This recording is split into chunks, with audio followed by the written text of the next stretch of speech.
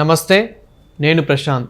సింగయ్య కుటుంబాన్ని పరామర్శించిన జగన్మోహన్ రెడ్డి గారు. అయితే సింగయ్య గారు జగన్మోహన్ రెడ్డి కాన్వేలా మరణించిన విషయం ప్రతి ఒక్కరికి అయితే తెలిసిందే. మరి పిలిపించుకొని ఏం మాట్లాడారు అనే విషయాలు అయితే తెలుసుకుందాం. దీని గురించి అయితే మాట్లాడేందుకు ప్రస్తుతం మనతో పాటు సీనియర్ జర్నలిస్టు దుర్గా వడ్లమణి గారు ఉన్నారు. నమస్తే అండి. నమస్తే అండి.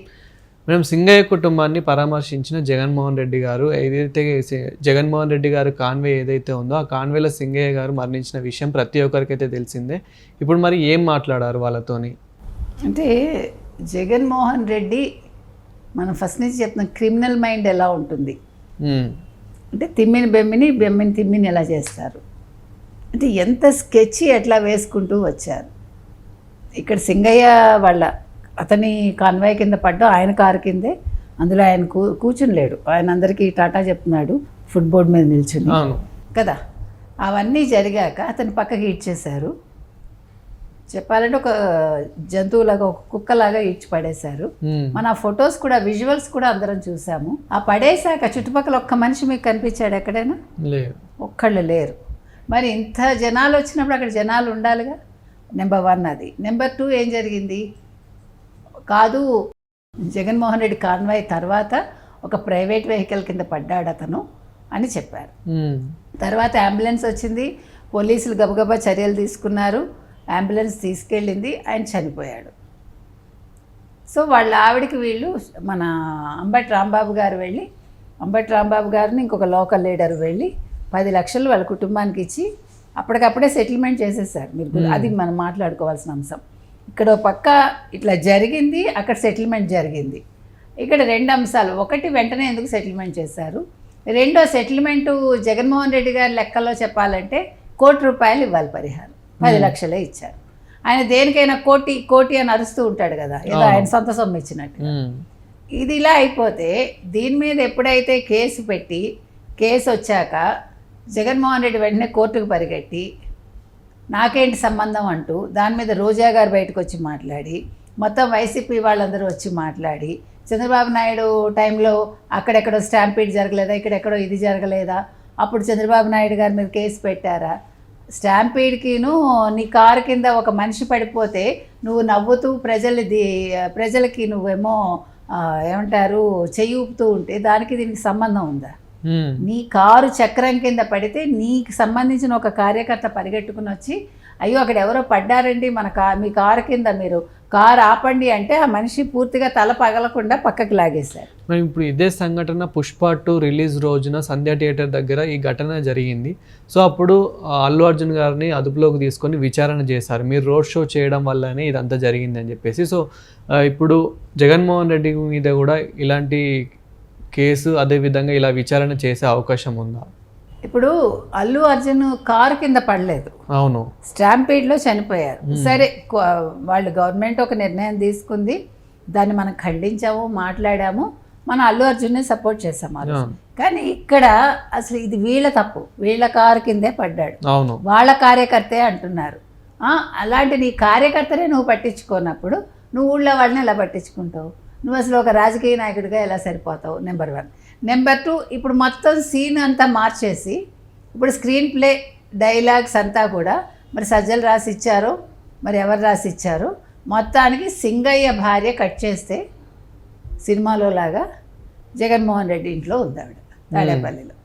వచ్చి ఏం మాట్లాడింది, ఆయన పడిపోయినప్పుడు బాగానే ఉన్నాడు, మాకు ఫోన్ వచ్చింది, మేము వచ్చి చూసాము, పెద్దగా ఏం దెబ్బలు తగలలేదు, చేతికి ఏదో చిన్న దెబ్బ తగిలింది అంతేను, మనిషి మాట్లాడుతున్నాడు, అంబులెన్స్లోకి ఎక్కాకే ఏదో జరిగింది.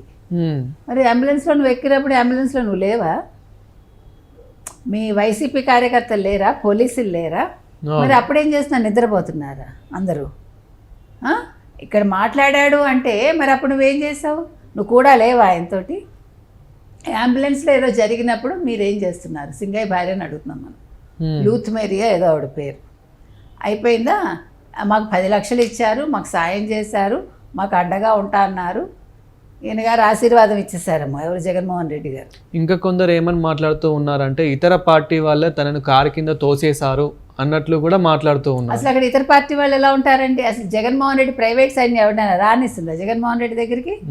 అసలు వేరే పార్టీ వాళ్ళు ఎందుకు వెళ్తారు? జగన్మోహన్ రెడ్డి రోడ్ షోకి వేరే పార్టీ వాళ్ళు ఎందుకు వస్తారు? వేరే పార్టీ వాళ్ళు వస్తే చూపించమనండి, వీడియోస్ తీస్తారుగా.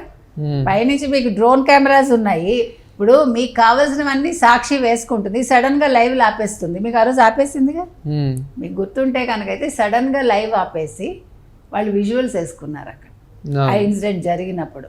ఇది బాగా నోట్ చేసుకోవాలి. తర్వాత ఇప్పుడు అసలు కోర్టులో కేసు ఉండగా అసలు మీరు సింగయ్య భార్యను పిలిపించి ఎందుకు మాట్లాడారు?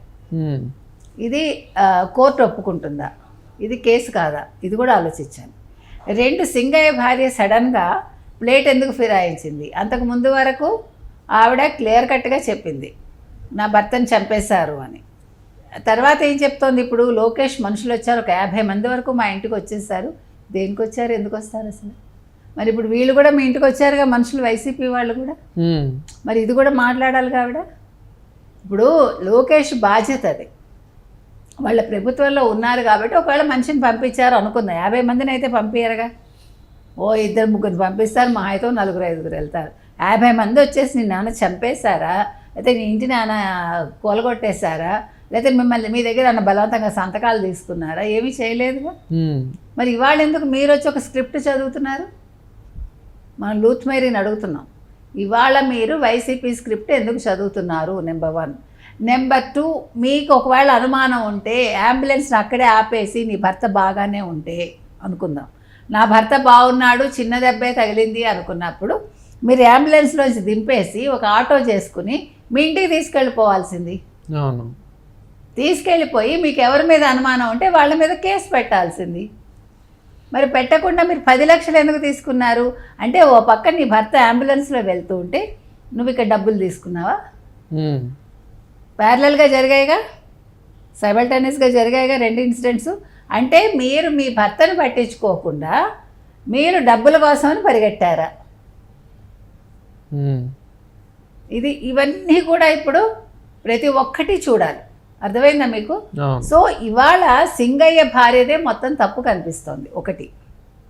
2, ఈ మొత్తం సినిమాని నడిపించిన జగన్మోహన్ రెడ్డి మనుషుల మీద కేసు ఫైల్ అవ్వాలి.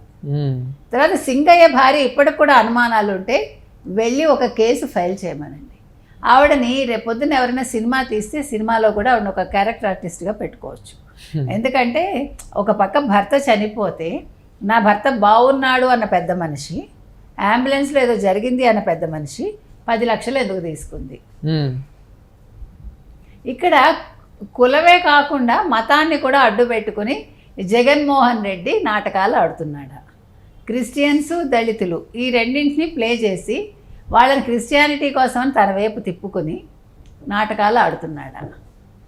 మత రాజకీయాలు చేస్తున్నాడు. కుల రాజకీయాలు, మత రాజకీయాలు చేయడంలో అందవేసిన చెయ్యి జగన్మోహన్ రెడ్డి. కాబట్టి ఇవాళ సింగయ్య భార్యని కూడా విచారించాలి పోలీసులు. ఆవిడ మాట మార్చినందుకు కూడా ఆవిడ మీద కేసు పెట్టాలి. మొత్తం సుమోటోగా ఇప్పుడు ఈ కేసులన్నీ సైమల్టేనియస్గా రిజిస్టర్ అవ్వాల్సిన బాధ్యత ఉంది. ఆంధ్రప్రదేశ్ పోలీసులు పూర్తిగా దీని మీద దృష్టి పెట్టాలని మనం చెప్తున్నాం. Thank you. Thank you.